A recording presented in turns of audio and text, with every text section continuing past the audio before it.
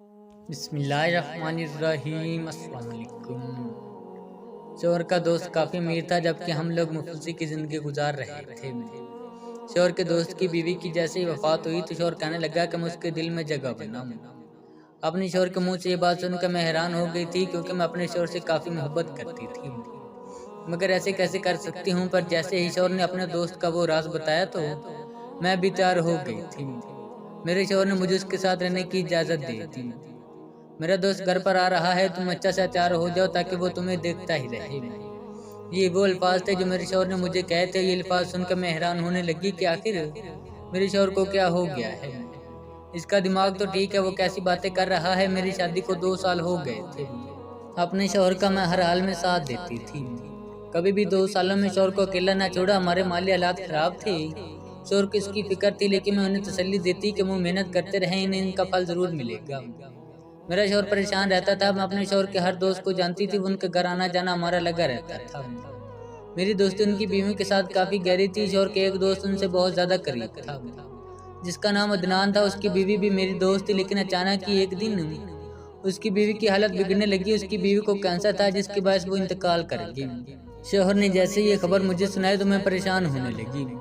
अदनान का एक बेटा भी था जो कि 6-7 साल का था। मेरे शौहर को उस बच्चे पर काफ़ी तरस आता था। एक दिन मुझे कहने लगा कि मैं अदनान के घर चली जाऊं और उसके बच्चे की देखभाल किया करूं। मुझे अजीब बात लगी, लेकिन अपने शौहर को हाँ कर दी और उसके घर चली गई।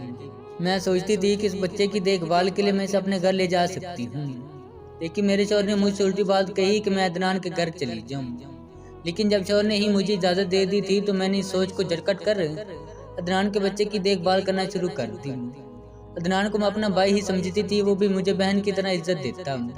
मुझे काफ़ी अच्छा लगता था क्योंकि मेरा कोई भाई नहीं था। यही समझती थी कि शायद शौहर भी अदनान और मेरे बीच भाई बहन का रिश्ता ही समझता हो। लेकिन एक दिन मैं अदनान के घर गई थी और अपने शौहर को कहा कि मुझे वहाँ से ले जाए, और जैसे ही शाम को मुझे वहाँ से लेने आके लिए आया तो मेरी हालत देखकर उसका चेहरा अजीब तासरात दिखा रहा था। मैंने उससे पूछा कि आखिर क्या हुआ, ये सब कुछ ठीक तो है। शौहर कहने लगा कि मैं इतनी बुरी हालत में अदनान के सामने क्यों होती हूँ, मुझे बन सवर कर रहना चाहिए। मैं शौहर की बात सुनकर हैरान हो गई। आज तक उसने मुझे ऐसी कोई बात नहीं कही थी। मैंने उससे कह दिया कि घर जाकर मैं उनके लिए तैयार हो जाऊंगी और सही समर कर जाऊंगी ताकि उन्हें कोई एतराज़ ना हो। पर वो कहने लगा कि मेरे लिए सब करने की कोई ज़रूरत नहीं है। मुझे ऐसा लगा जैसे अदनान के पास जाकर और उसके बच्चे की देखभाल करते देखकर अब मेरे शौहर को अच्छा नहीं लग रहा। इसी वजह से वो ऐसी बातें कर रहा है, जबकि उसने तो मुझे खुद ही भेजा था। मैंने सोच लिया था कि अब अदनान से अपनी दूरी बनाकर रहूंगी ताकि मेरे शौहर को मुझ पर किसी भी किस्म का शक ना हो। पर एक दिन शौहर जैसे ही घर आया तो कहने लगा कि मैं अच्छा से तैयार हो जाऊं ताकि अदनान जैसे ही मुझे देखे तो वो देखता ही रह जाए। इसकी बात सुनकर मुझे करंट लगा। मैंने शौहर को कहा, होश में तो हो, कोई भी मर्द अपनी बीवी से ऐसे कैसे कह सकता है कि वो उसके दोस्त के लिए तैयार हो जाए। मुझे गुस्से से लाल देखकर मेरा शौहर मुझे तसल्ली देने लगा और मेरा हाथ थाम कर कहने लगा कि क्या तुम्हें मुझ पर भरोसा नहीं है। इसकी ये बात सुनकर मैं अजीब तज़्बज़ब का शिकार हो गई थी कि अब मैं क्या करूं। मैंने हाँ में सर हिला दिया कि मैं तो उस पर आंख बंद करके भरोसा करती हूँ। तो यार कहने लगा कि फिर जैसे मैं कह रहा हूँ वैसा ही करूँ। मजबूरन मैं अच्छा से तैयार हो गई। अदनान जैसे ही आया तो मेरी तारीफ करने लगा, लेकिन मैं जानती थी कि अदनान मुझे अपनी बहन समझता है। अगर वो मेरी तारीफ कर रहा है तो इसका ये मतलब है कि वो अपनी एक बहन की तारीफ कर रहा है। पर मेरा शौहर पता नहीं किन चक्रों में था। जैसे ही अदनान वापस गया तो मैंने अपने शौहर को कहा कि आखिर वो क्या चाहता है, मुझे साफ साफ बता दे। शौहर कहने लगा कि मैं ये चाहता हूँ कि तुम मेरे दोस्त अदनान के दिल में जगह बना लो ताकि मेरा दोस्त तुम्हारा दीवाना हो जाए। ये सुनते ही मेरे होश उड़ गए थे।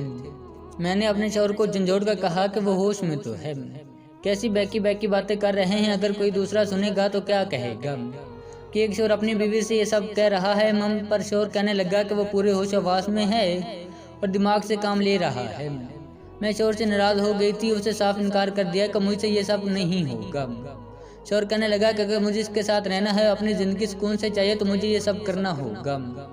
मैं भी मजबूर हो गई थी, नहीं तो ना जाने शौहर क्या कर देता।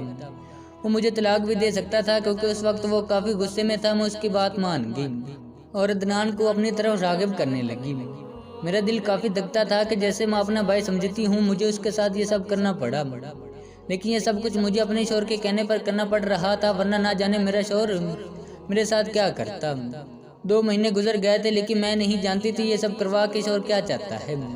कोई नतीजा ना निकला तो मैं भी थक हार कर शौहर को इनकार करने लगी। मैंने कहा कि अब मुझसे ये ड्रामेबाजी नहीं होती।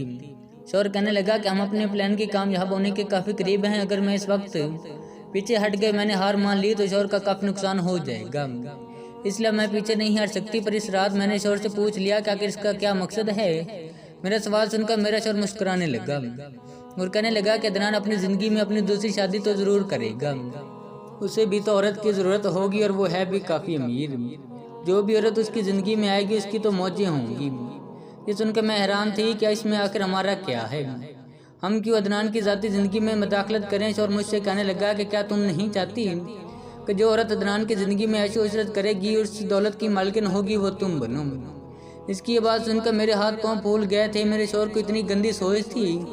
मेरा शौहर मेरे साथ जितना अच्छा था, उसकी सोच मुझे लेकर इतनी ही गंदी थी कि मैं उसकी दौलत की खातिर अपने शौहर को छोड़कर किसी पराए मर्द के साथ रहूँ। मुझे गुस्से में देखकर मेरा शौहर कहने लगा कि मुझे सिर्फ ये तब तक करना है जब तक वो दौलत मेरे नाम ना हो जाए। उसके बाद मैं उसको छोड़कर दोबारा उसे अपने शौहर के पास आ जाऊंगी। ये बात सुनकर मैंने अपने शौहर को साफ इनकार कर दिया कि मैं निकाह होते हुए किसी दूसरे गैर मर्द के साथ ये सब नहीं कर सकती, वो भी सिर्फ और सिर्फ दौलत की वजह से। मेरा शौहर कहने लगा कि अगर यही बात है तो वो मुझे छोड़ देगा और फिर तो मैं अदनान के साथ निकाह भी कर सकती हूँ। इसकी बात सुनकर मैं हैरान होगी। मेरा शौहर मजीद कहने लगा कि तुम अदनान के साथ निकाह कर लेना और धीरे धीरे इसकी सारी दौलत पर कब्जा कर लेना और फिर अदनान की सारी दौलत तुम्हारे नाम हो जाएगी तो तुम वापस मेरे पास आ जाना। मेरा शौहर जितना आराम से मुझे समझा रहा था ये सब इतना ही मुश्किल था और नामुमकिन भी था। पहले तो मैं नहीं मानती थी, लेकिन रोज़ रोज़ की गुर्बत और मुफलसी की वजह से मैं भी तंग आ चुकी थी। शौहर मुझे धमकी देने लगा कि अगर मैंने ये सब ना किया तो वो मुझे तलाक दे देगा। मैं अब दिन रात रोने लगी थी। मजबूर होकर मुझे भी शौहर की बात माननी पड़ी। शौहर ने मुझे तलाक दे दी थी। मेरे मेकअप वालों ने ये खबर सुनी तो उन्होंने सारे रिश्ते तोड़ दिए। अदनान को भी इसकी खबर का मालूम हो चुका था, इसलिए वो हमदर्दी करने के लिए मुझसे मिलने आया करता था। मैं भी इसके सामने आंसू बहाती थी और इससे हमदर्दी समेटती थी। हम दोनों अपने प्लान पर पूरा काम कर रहे थे। अदनान मेरे शौहर से ये पूछता था कि उसने आखिर मुझे तलाक क्यों दी, तो शौहर यही कहता था कि बीवी भी गुर्बत के ताने देती थी। इसी वजह से एक दिन मुझसे बर्दाश्त ना हुआ, मैंने 2-3 अल्फाज कह दिया, मैं पछताता हूँ। मेरी तरफ मैं अदनान को अपने शौहर के खिलाफ ही करती थी। हमारा प्लान तो यही था कि अदनान मुझे शादी के लिए प्रपोज करेगा और इस तरह मैं उसकी बीवी बनकर उसकी जायदाद पर कब्जा कर लूँगी। लेकिन अदनान मुझसे कोई शादी की बात ही नहीं करता। हम दोनों काफ़ी परेशान हो गए थे क्योंकि हमारा प्लान फ्लॉप हो रहा था। पर एक दिन अचानक अदनान मुझसे कहने लगा कि मेरा बच्चा अकेला है, इसलिए मुझे किसी न किसी निकाह करना पड़ेगा। ये सुनकर मुझे अंदर ही अंदर काफ़ी खुशी हुई थी, लेकिन ऊपर से अदनान को कहने लगी कि अगर वो चाहे तो मैं इसके लिए कोई अच्छी सी लड़की ढूंढ सकती हूँ। वो मेरी बात सुनकर खामोश हो गया। मैं जानती थी कि अदनान तो मुझे प्रपोज करने आया है। कुछ देर बाद ही अदनान कहने लगा कि मैं तुमसे सीधी बात करूँगा। मैं चाहता हूँ कि मेरे बच्चे को तुम वैसे ही देखभाल करो जैसे पहले करती थी, लेकिन अब तुम मुझसे निकाह कर लो। ये निकाह सिर्फ और सिर्फ मेरे बच्चे के लिए होगा। मैं तुमसे और किसी चीज़ की डिमांड नहीं करूँगा। इसकी बात सुनकर मेरे अंदर तो खुशी की लहर दौड़ गई क्योंकि हमारा प्लान जो कामयाब हो रहा था। लेकिन अदनान काफ़ी अच्छा इंसान था, मैं उसके दिल से इज्जत करती थी। मेरे दिल से आवाज़ आई थी कि क्या जो मैं करने जा रही हूँ वो सही है। अदनान को जो मैं धोखा दे रही हूँ वो सही है। मैं जानती थी कि अगर मैं अपने शौहर के प्लान पर अमल ना करती और इसका साथ ना देती तो मैं वैसे भी तलाक याफ्ता हो जाती। इसलिए मैं मजबूर थी। मैंने अदनान को साफ साफ हाँ कर दिया कि मैं उससे निकाह करने के लिए तैयार हूँ। अदनान ने छोटा सा फंक्शन रखा जिसमें मेरा और शौहर भी आया हुआ था, लेकिन वो मुझे अदनान के साथ देखकर ज़रा भी गमज़दा नहीं था। वो तो उसी वक्त भी खुश होता था जब मैं अदनान के पास जाती थी, बल्कि वो तो खुद कहता था कि मैं अदनान के लिए तैयार हूँ। मेरा दिल करता था कि मैं अदनान को सब सच सच बता दूँ। अगर अदनान मेरी ज़िंदगी में शामिल हुआ है तो शायद ये अल्लाह का एक इशारा था। लेकिन सबका शौहर मुझे रोज़ ही कहता था कि मैं किसी भी तरीके से वो सारे कागजात और प्रॉपर्टी अपने नाम करवा लूँ और फिर अदनान को छोड़कर इससे खला ले लूँ। मैं इसे तंग आ गई थी, इसलिए इससे सारे राब्ते मैंने ख़त्म कर दिए। पर मैं परेशान रहती थी कि अगर उसने हमारी सच्चाई अदनान को बता दी तो मैं अदनान की नज़रों के सामने गिर जाऊंगी और अदनान मुझे छोड़ देगा क्योंकि मैं अदनान को धोखा दे रही थी। एक दिन तंग आकर मैंने अदनान को सारी सच्चाई बताने का फैसला कर लिया। अदनान भी मुझे परेशान देखकर मुझसे रोज़ पूछता था कि अगर कोई परेशानी है तो मैं उसका बताऊँ। वो सारी परेशानी दूर कर देगा। आखिर में मैं एक दिन अपने फैसले पर काम किया और सब कुछ अदनान को बता दिया। अदनान ने जैसे ही सुना तो वो हैरान हो गया था। उसे अपने दोस्त पर काफ़ी हैरानी थी जो अपनी बीवी से ये काम करवाता रहा। मैंने अदनान को कह दिया कि अगर ये सब ना करती तो मुझे वैसे भी तलाक हो जानी थी, क्योंकि वो बार बार मुझे तलाक की धमकी देता था। मजबूरन मुझे अपनी ज़िंदगी के लिए सब कुछ करना पड़ा। अदनान ने मुझे कहा कि तुम उसे साफ साफ कह दो कि अदनान ने सब कुछ मेरे नाम कर दिया है। मैंने प्लान के मुताबिक अमल किया और उससे जाकर यही कहा कि अदनान ने सब कुछ मेरे नाम कर दिया है। ये सुनते ही वो काफ़ी कुछ हुआ था और कहने लगा था कि अब वक्त आ गया है जब तुम वापस मेरे पास आ जाओ। इसकी ये बात सुनकर मैं खामोश थी। अदनान ने मुझे कहाँ फंसा दिया था।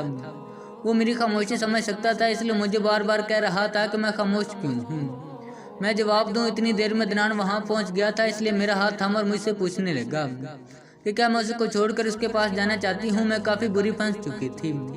एक तरफ अदनान था, दूसरी तरफ वो था, लेकिन मैंने अपने दिल की सुनी। मेरे दिल ने यही कहा कि अदनान जैसा वफादार शख्स मुझे सारी ज़िंदगी नहीं मिल सकता। और अगर मैंने अदनान को छोड़ दिया तो कोई गारंटी नहीं कि मेरे साबिका शौहर आगे जाकर मेरे साथ क्या करे। इसलिए मैंने अदनान को चुन लिया। इख्तिताम।